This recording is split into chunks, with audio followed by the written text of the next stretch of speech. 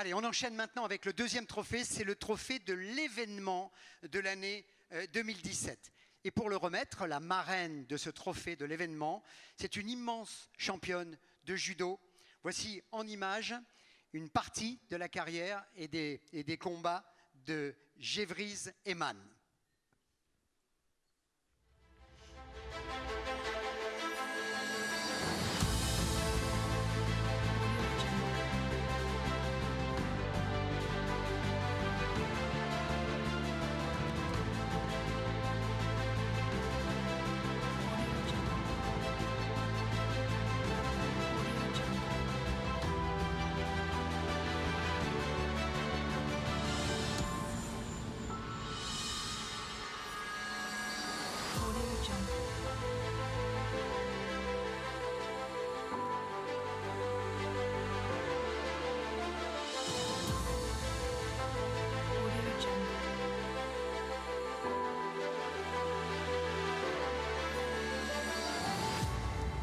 Mesdames, Mesdemoiselles, Messieurs, 5 fois championne d'Europe, médaille de bronze aux Jeux Olympiques, 3 fois championne du monde, Gévrise Eman.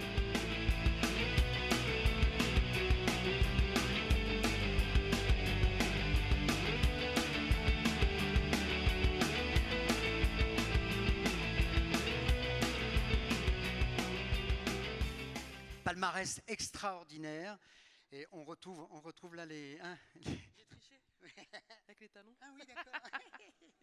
Alors, il faut dire, quand on a vu combattre Gévrise, que c'est vrai que ce n'est pas forcément le plus grand de tous les gabarits du judo, mais qu'elle compense par une technique exceptionnelle et par surtout une rapidité d'exécution.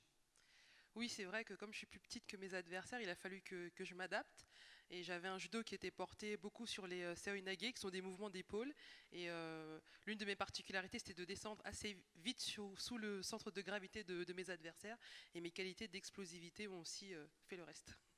Alors Gévrise, j'ai appris que vous faisiez des conférences, en particulier pour expliquer aux gens comment lutter contre le stress et comment aussi rebondir après un échec.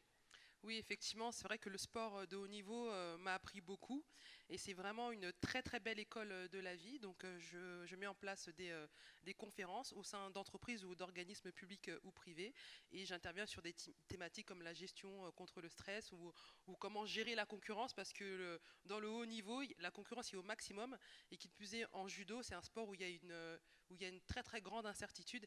Il faut être prêt et en capacité de pouvoir répondre à tout moment.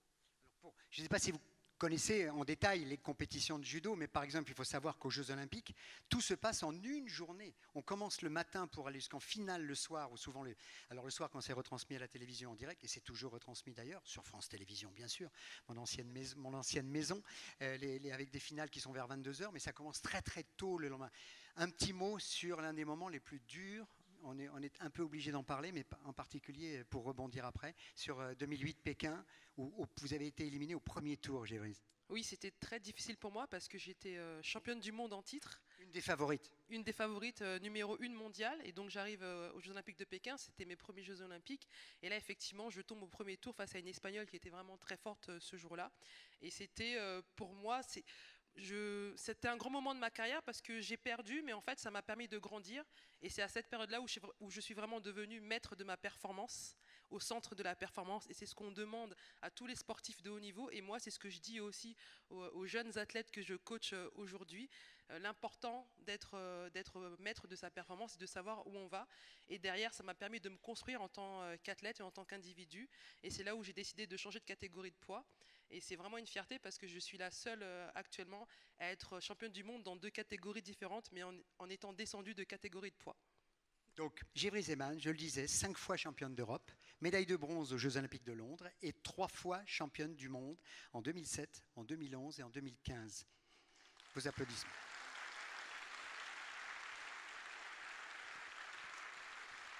Amen. Alors, c'est pas de l'italien, mais c'est du latin. Amen sane in corpore sano, c'est-à-dire un corps sain dans un esprit sain dans un corps sain. C'est Gévrise, absolument. Donc, pour remettre le trophée donc de l'événement de l'année, je vais demander maintenant à ceux qui, pendant l'année entière, s'occupe de l'organisation de cette soirée, c'est-à-dire Couleur Sport Production, représentée par Jean-Christophe Ederlin. Anderlin. Jean-Christophe. Merci.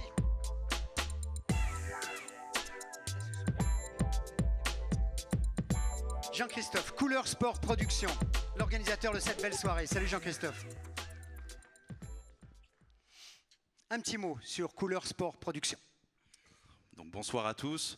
Alors oui, Couleur Sport Production, nous organisons évidemment la Nuit des Étoiles depuis 21 éditions maintenant. Je pense qu'on a eu la chance effectivement d'accueillir au cours de toutes ces éditions des grands champions, des grandes stars. Et on le démontre encore ce soir, on est très heureux de ce plateau. Alors vous savez, la Nuit des Étoiles, c'est évidemment beaucoup de travail, beaucoup d'implications. On passe par de grands moments d'émotion, à la fois du stress, encore plus dans les jours qui approchent la Nuit des Étoiles, et puis des grands moments de bonheur comme ce soir, avec vous tous, les partenaires qui nous soutenez, vous nous faites confiance. Donc merci beaucoup, merci à vous tous, et bravo, vous êtes formidables, merci. Et vive le sport, hein, et vive les femmes. Alors, vous allez à deux, s'il vous plaît, lire les nommés pour l'événement de l'année. Alors, on commence. Alors, le FCSMO et le MBA pour le semi-marathon du Lyon et le meeting international d'athlétisme à Belfort. La Ligue de Bourgogne-Franche-Comté de handball pour le match international France-Belgique comptant pour les éliminatoires de l'Euro à l'Axone. Le MC Villars pour le Grand Prix PMA, finale du championnat du monde de motocross à Villars-sous-Écot. Nordique événement pour la Coupe du Monde de combiné nordique à Chaux-Neuve. Le Vélo Club Ornans pour l'Extrême sur Loup, VTT marathon à Ornon. Le VCC Morteau Montbenoît pour le Tour du Doubs cycliste professionnel. Bien, voilà les nommés donc. On va parler français. Moi je ne dis pas nominé. Hein. Nominé c'est nominated en anglais. On va dire nommé. Hein. Voilà. Donc Gévrise pour savoir qui est le lauréat. Merci. Attention, ouverture de l'enveloppe. On les a pas fermés complètement parce que parfois on se blesse bêtement. Attention, l'événement de l'année 2017. Et la Coupe du Monde de combiné nordique à Chaux-Neuve. Voilà. Nordique événement.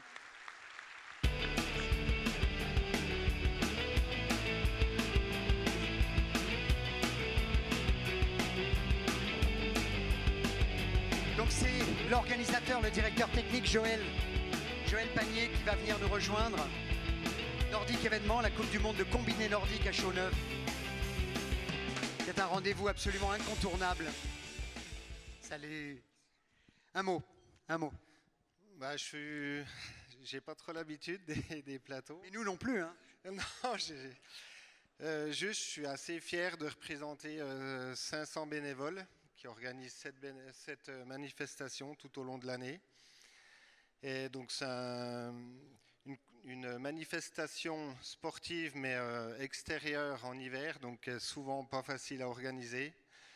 J'ai beaucoup de copains qui prennent une semaine de vacances pour tout ça et je pense qu'il faut surtout leur dédier à eux. Moi, je suis payé un petit peu par le système pour organiser ça à l'année et c'est surtout aux bénévoles qu'on doit tout ça. Alors on sait que depuis au moins plus de 10 ans même, c'est une étape incontournable de la Coupe du Monde, du calendrier de la Coupe du Monde. Vous êtes le patron technique de l'organisation. Les conditions météo changent d'année en année et c'est terrible pour un organisateur. Ben l'année, ouais, c'est jamais pareil. L'année dernière, il n'y avait pratiquement pas de neige. Voilà. Cette année, il y en a trop. En 2017, on n'avait pas de neige. On a galéré pour fabriquer. On a quand même des usines à neige. On a des moyens techniques, mais quand les températures sont pas là, ça fonctionne pas. Et cette année, on avait pas mal de neige. Bon, c'était dur aussi en 2018 parce que les conditions de course n'étaient pas faciles. Les jours de compétition étaient un peu exécrables. Et ça s'est super bien déroulé. Toute l'organisation a roulé. Et voilà, bon, en 2017, c'était la neige qu'il fallait trouver. C'était pas facile non plus. Yvan Gupfer, qui m'a fait la petite fiche à propos de Chaux-Neuve, me dit que vous avez une fille, Joséphine, qui paraît-il est sur de bons rails. Ben ça, c'est ce qu'on espère. Il y a un moment qu'on travaille avec. Je suis avec des parents de sportifs aussi.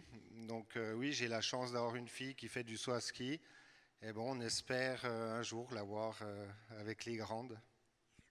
à propos de saut à ski et à propos de misogynie dans le sport, que vous retrouverez bien expliqué dans le bouquin qu'on vous a offert tout à l'heure, là, il faut savoir quand même que d'abord, Pierre de Coubertin, le rénovateur des Jeux Olympiques en 1896, donc là, a empêché pratiquement les femmes de pratiquer pendant plus de 28 ans.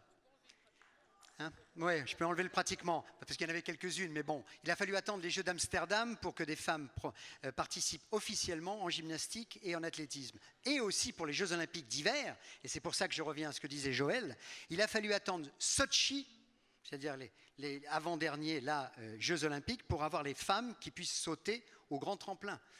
Vous voyez encore le travail qu'il y a à faire pour que les femmes aient la parité et l'égalité dans le traitement à la fois médiatique, mais même de la part des organisateurs. Bravo Nordic Événements, voilà le trophée remis par Gévry Zeman. Photo. Félicitations, Nordic Événements, bravo. Oui, c'est bien. Photo.